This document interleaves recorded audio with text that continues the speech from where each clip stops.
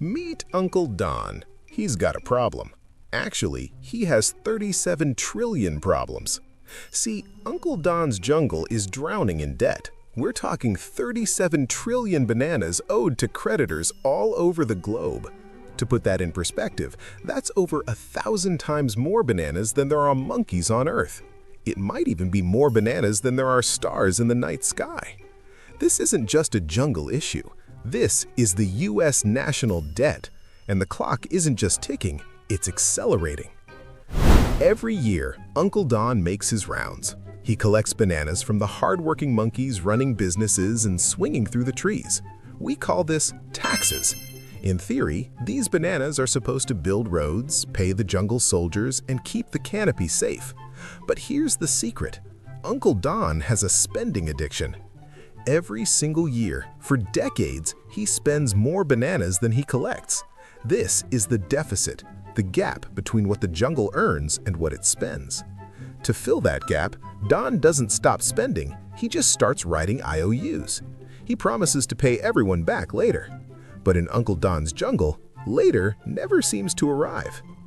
Now, you might be wondering who keeps lending bananas to someone already this deep in debt. The answer is you. Some of these bananas come from local monkeys, banks, investment funds, even retirement accounts. They buy treasury bonds, which are basically promises that say, lend me your bananas now and I'll pay you back with a little extra later. But it goes even deeper. A massive portion of this debt is held by other jungles. The pandas, the pheasants, and the European bears have all been willing to park their bananas with Uncle Don because they trusted him.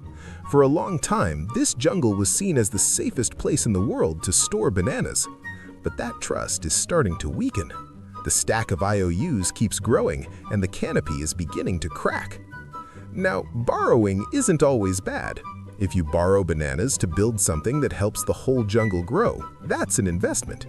But when you borrow this much for this long, you fall into the interest trap.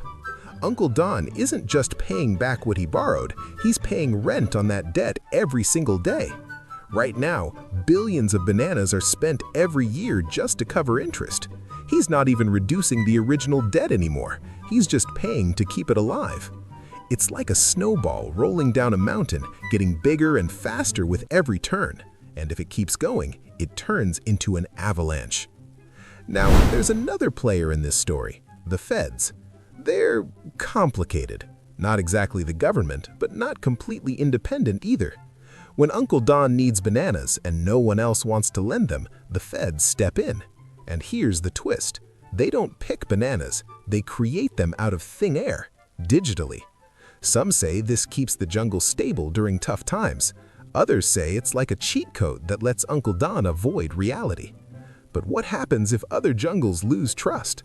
What if they suddenly want their bananas back?